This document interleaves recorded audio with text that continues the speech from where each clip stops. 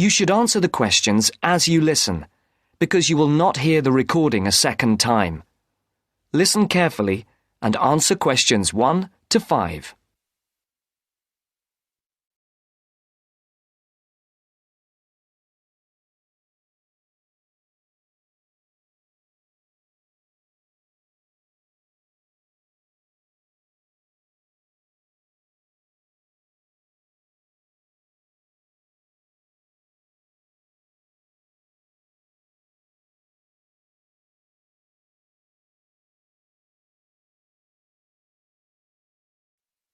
Platinum Card Service, Rebecca speaking. How may I help you?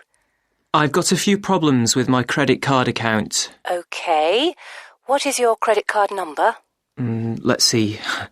It's here somewhere. Here it is. Can I just take the card number, please?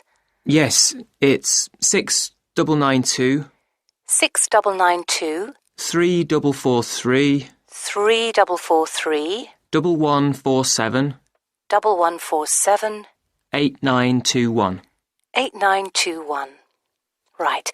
Can I just check that?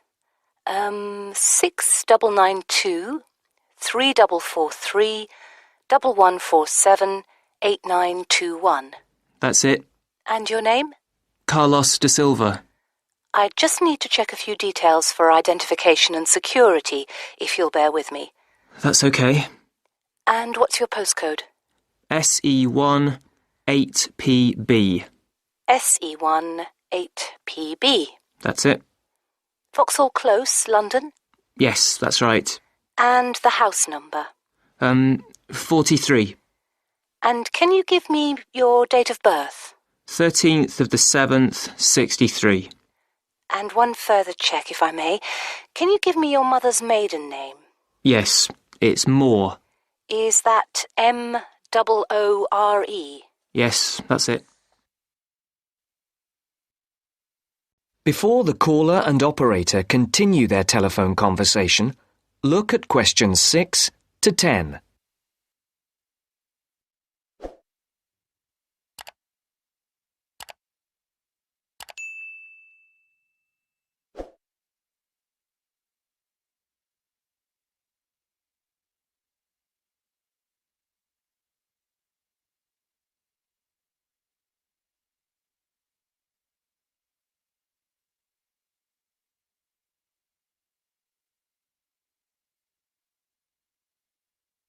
Now listen to the next part of the conversation and answer questions 6 to 10.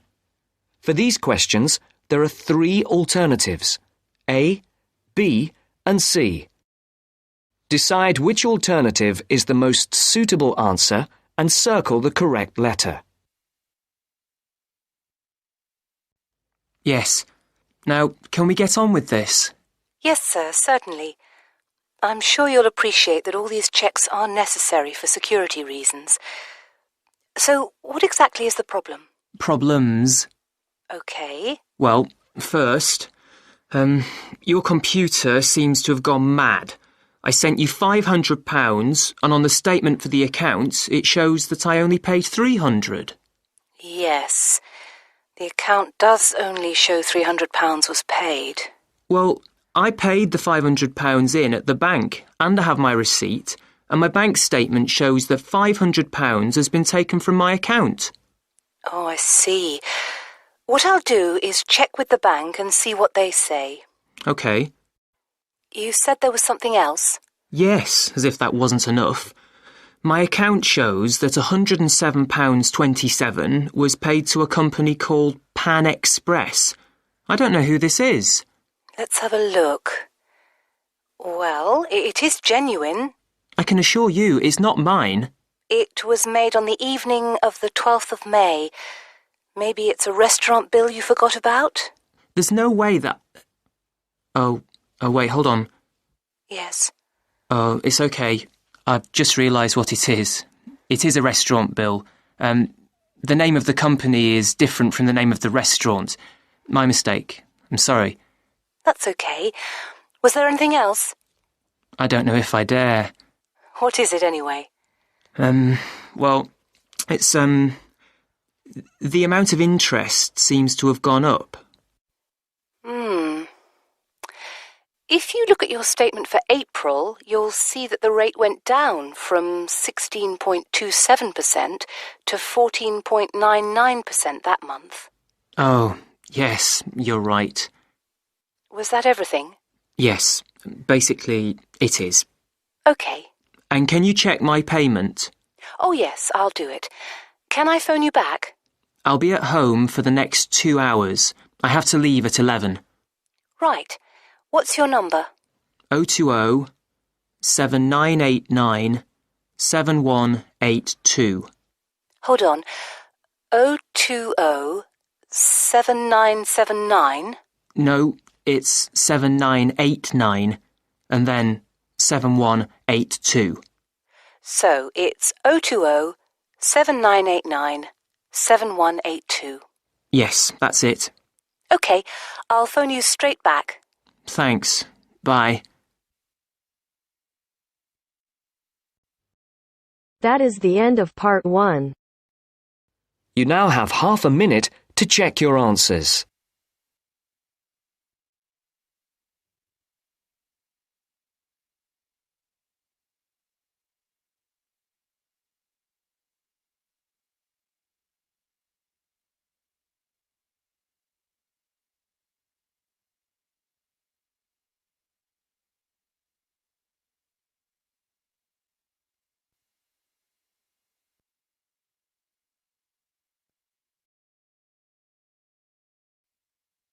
Now turns to part 2. Part 2. You are going to hear a teacher helping high school students visiting from an overseas school to fill in a school excursion permission note. First, you have some time to look at questions 11 to 17.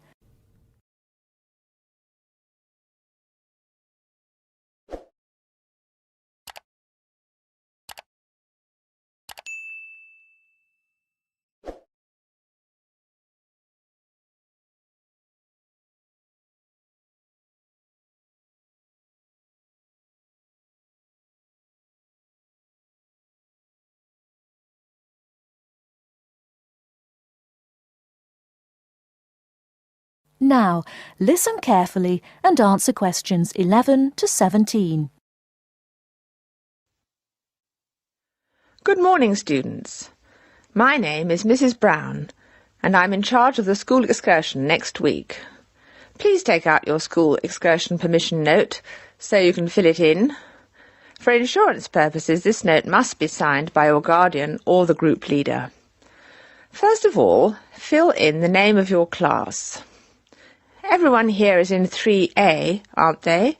So write 3A where it says class. We're going to the Blue Mountains, which is great. So this is the school excursion to the Blue Mountains. The day we leave is Monday. That's Monday, June 10.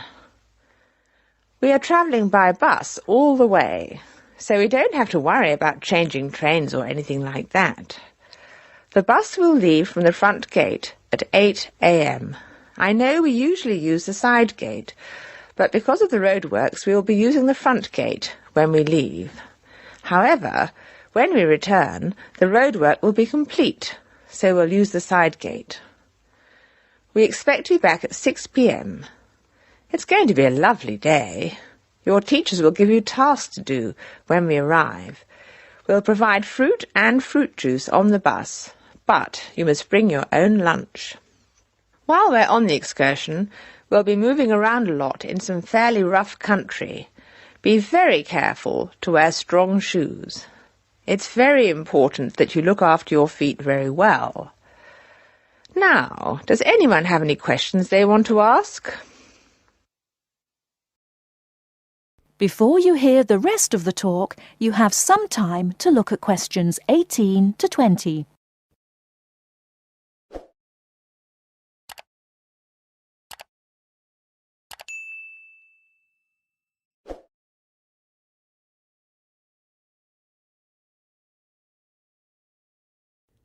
Now listen and answer questions 18 to 20. No questions? OK. I'd just like to fill in a few more details. The bus should arrive in the Blue Mountains at 11 a.m. We'll have time to do the first of our tasks before lunch. The bus is not a new one, but it does carry one piece of special equipment, a first aid kit. I certainly hope we won't have to use it, but it's nice to know it's there in case we have a medical emergency. The other class on this excursion is 3B, so I know it'll be a good day. The last time 3A and 3B went out together was a thoroughly successful excursion. That is the end of part 2. You now have half a minute to check your answers.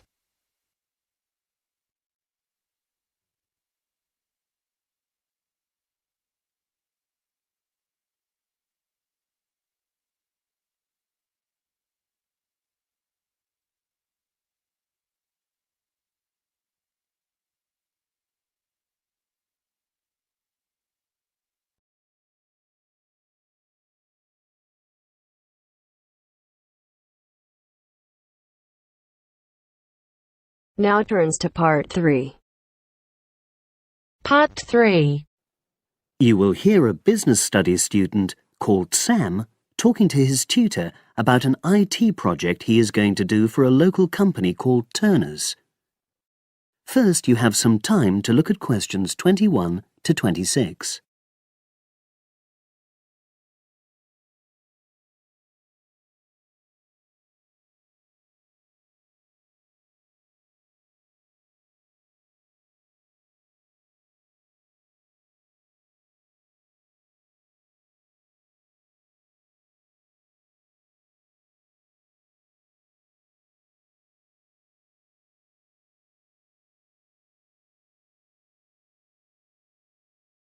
Now listen and answer questions 21 to 26. Hello, Sam. Come in and sit down. Thanks. You're here to discuss your company-based IT project, aren't you? Yes, I've been to see the manager and he's given me a lot of ideas about projects that the company would find useful, but I wanted to ask your opinion about them before I choose one. Yes, that's fine. Now, this company's called Turner's, isn't it? That's right. It's a small engineering company. They make machine components for trade use. They're well established. They started in 1976, but they're a bit old-fashioned. Okay. And what kind of projects did Turner's suggest you could do for the company? Well, they want some improvements made to their customer database. The one that they've got at the moment isn't very useful in some ways. I had a quick look at it. That would be a very straightforward project, and it'd be simple enough to evaluate, but I don't think you'd get enough out of a project like that. You wouldn't learn anything new. Well, another project they suggested is to do with their online sales catalogue. At the moment, customers can look at their products, but they can't actually order them online, which must affect their competitiveness. But I said I thought it would take too long. It's quite a big task. You're right. It's too much for the time you've got. It's a pity, though. Then they want some help with their payroll system. At the moment, the way they calculate pay involves a lot of manual accounting. I suggested they could have a system where employees register electronically when they arrive and leave work, so the hours they do could be transferred automatically. I think you'd get a lot out of a project like that.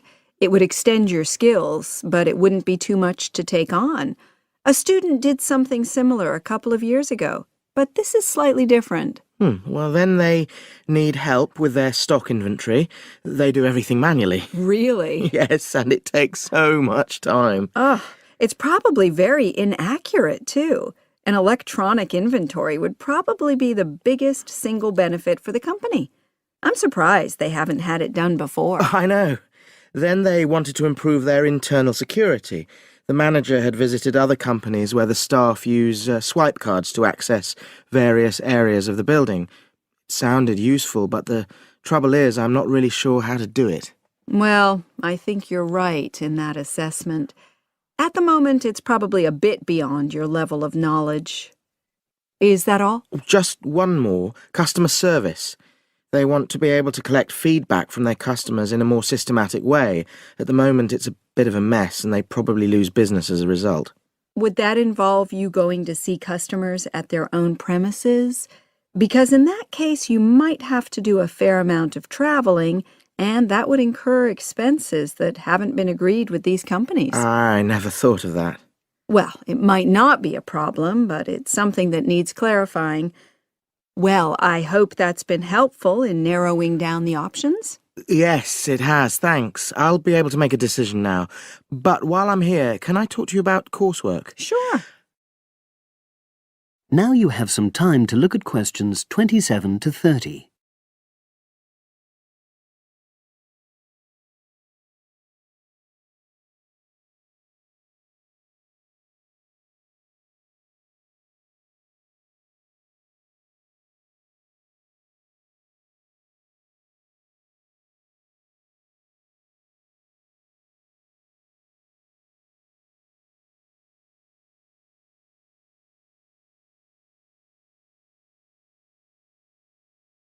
Now listen and answer questions 27 to 30. I'm not very happy about the way our group assignment is working. There are some problems. Oh dear. Are people just not getting on with each other? That's the worst thing. Actually, we're all friends, it's not that. But when we're having a discussion about the assignment, one or two people end up doing all the talking and the rest don't say anything. It's a bit frustrating because we need plenty of debate. Well, that's a common observation. You're studying in a group with people from all over the world, and you all have your own ways of participating. In some places, students are more used to listening than talking, and vice versa. I suppose you're right. I'll try to remember that. Does everyone pull their weight as far as sharing the workload is concerned? I'd say they do, yes. And our group elected a leader. She's very good at making sure no one's overloaded. But personally, I feel that there are just too many of us in the group. Whenever we try to arrange a meeting, there's always at least one person who can't make it. It's not anyone's fault, it's just that we've all got slightly different timetables. Well, I'm glad you've talked to me about it. Feedback is always useful. Is there anything else you're concerned about? There are a couple of problems with lecturers that all the students are talking about. Last semester we had negative feedback about the way lectures were organized. There were several occasions when the wrong room had been booked or the same room had been booked twice, that sort of thing. Is that still a problem? That hasn't happened at all as far as I know. Oh, good. It's sorted out then. But I don't know the reason, but some of the staff often turn up late, so we miss 10 or 15 minutes of our lecture time. It might be because they've been copying handouts for students. I think there's a queue for the machine sometimes. Well, I'll look into that. Thank you for telling me. Anything else? The other thing is that it can be very difficult to get to see a lecturer individually. They're all very supportive and friendly when you do manage to find them, but often they're not in their office, even at times when they're meant to be available for consultation. Okay, that's helpful. Now, before you leave, That is the end of part 3. You now have half a minute to check your answers.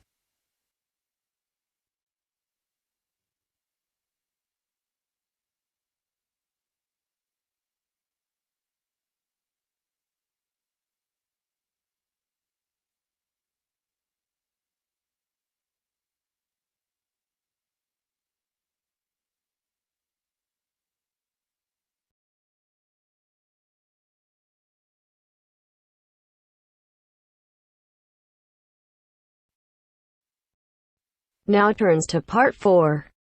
Part 4. We'll hear a speech by the Student Union Vice President for Finance. First, you have some time to look at questions 31 to 40.